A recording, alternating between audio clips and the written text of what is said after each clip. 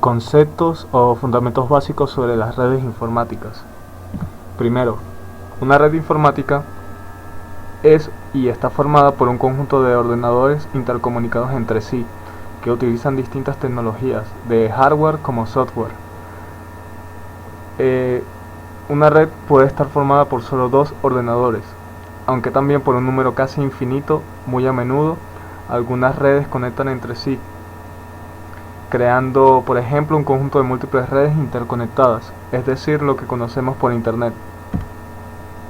El protocolo TCP/IP es usado para comunicarse en redes y, como todo protocolo, describe un conjunto de guías generales de operación para permitir que un equipo pueda comunicarse a una red.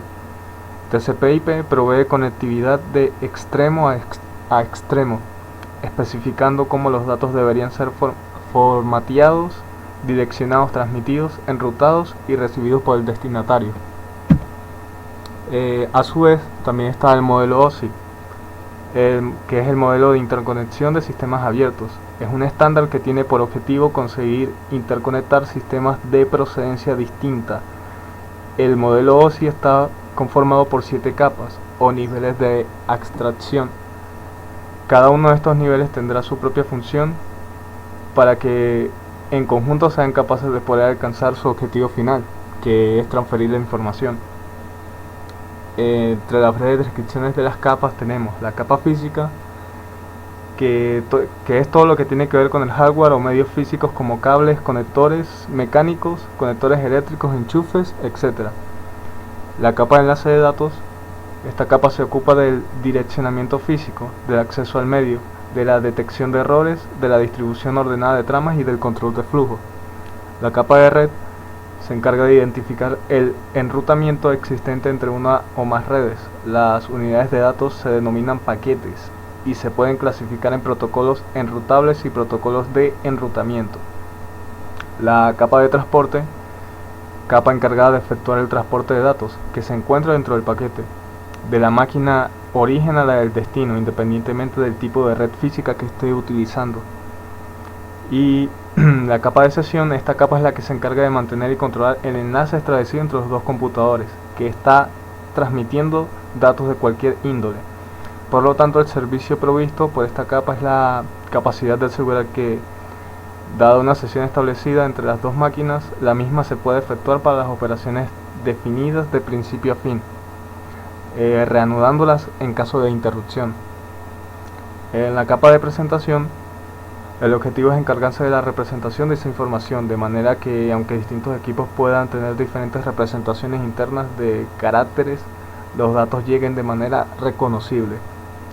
Y por último, la última capa, que es la capa de aplicación, ofrece a las aplicaciones la posibilidad de acceder a los servicios de las demás capas. Define los protocolos que utilizan las aplicaciones para intercambiar datos, como correo electrónico, gestores de base de datos y servidores de ficheros. Las direcciones IP. Una dirección IP es una etiqueta numérica que identifica de manera lógica y jerárquica a una interfaz, que es un elemento de comunicación o conexión de un dispositivo, habitualmente que es una computadora o un ordenador, dentro de una red que utilice un protocolo IP que corresponda al nivel de red del protocolo TCP/IP. Existen entre las direcciones IP 5 clases de direcciones IP: la clase A, clase B, clase C, clase D y clase E. La clase A, esta clase es para las redes muy grandes, tales como las de una gran compañía internacional. Del IP con el primer octeto a partir del 0 al 127 son parte de esta clase. La clase B se utiliza para las redes de tamaño mediano. Un buen ejemplo es un campus grande de una universidad. Las direcciones IP con el IP con el primer octeto a partir del 128 al 191 son parte de esa clase, de la clase B. La clase C se utiliza comúnmente para negocios pequeños y de medianos tamaños. Las direcciones IP con el primer octeto a partir del 192 al 223 son parte de esta clase. La clase D, utilizada para los multicast. La clase D es levemente diferente de las primeras 3 clases. Tiene un primer bit con un valor de 1, el segundo bit con valor de 1 y el tercer bit con valor de 1. El cuarto bit es de valor 0. Los otros 28 bits se utilizan para identificar el grupo de computadoras al que el mensaje del multicast está dirigido. La clase E, que es la última clase, se utiliza para propósitos experimentales solamente. Como la clase D es diferente de las tres primeras clases, tiene los tres primeros octetos en 1 y el cuarto octeto en 0. Los otros 28 bits se utilizan para identificar el grupo de computadoras que el mensaje del multicast está dirigido. Entre los tipos de redes están las conmutadas, que se considera como la acción de establecer una vía, un camino de extremo a extremo entre dos puntos, el emisor y el receptor, a través de nodos o equipos de transmisión. La conmutación permite la entrega de la señal desde el origen hasta el destino requerido. Esa es la definición del término conmutación, de tipo de redes conmutadas.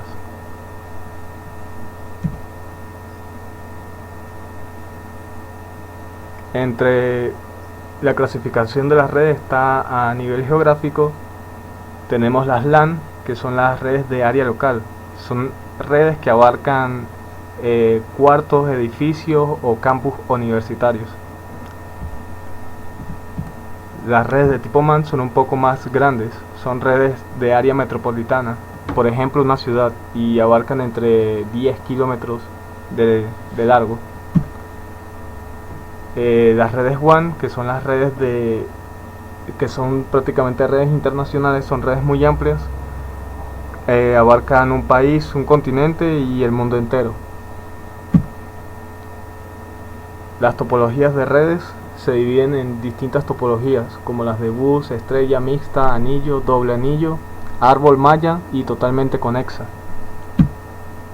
La de tipo anillo es una red de anillo, es una topología de red en la que cada nodo se conecta exactamente a otros dos nodos, formando una única ruta continua. Para las señales a través de cada nodo, un anillo, los datos viajan de un nodo a otro y cada nodo maneja cada paquete. Debido a que es una topología de anillo unidireccional, proporciona solo una ruta entre dos nodos cualquiera. Las redes en anillo unidireccionales pueden verse interrumpidas por la falla de un solo enlace. Una falla de nodo o una ruptura de cable podrían aislar cada nodo conectado al anillo. La red de tipo árbol. Para aliviar la cantidad de tráfico que se necesita para retransmitir en su totalidad a todos los nodos, se desarrollan nodos centrales más avanzados que permiten mantener un listado de las identidades de los diferentes sistemas conectados a la red. La red de tipo bus, de las distintas variaciones de la topología, es la más fácil de entender y consiste en un canal de comunicaciones PTP, o sea de punto a punto, para que el usuario pueda estar permanentemente asociado con los dos puntos finales. La red de estrella, la topología en estrella reduce la posibilidad de fallo de red conectando todos los nodos a un nodo central. Cuando se aplica a una red basada en la topología estrella, este concentrador central reenvía todas las transmisiones recibidas de cualquier nodo periférico a todos los nodos periféricos de la red, algunas veces al nodo que lo envió. Todos los nodos periféricos se pueden comunicar con los demás transmitiendo o recibiendo del nodo central solamente. Un fallo en la línea de conexión cualquiera con cualquier nodo con el nodo central provocaría el aislamiento de ese nodo respecto a los demás, pero el resto del sistema permanecería intacto. Y por último, la red malla, la red de topología malla, es una topología de red en la que cada nodo está conectado a todos los nodos.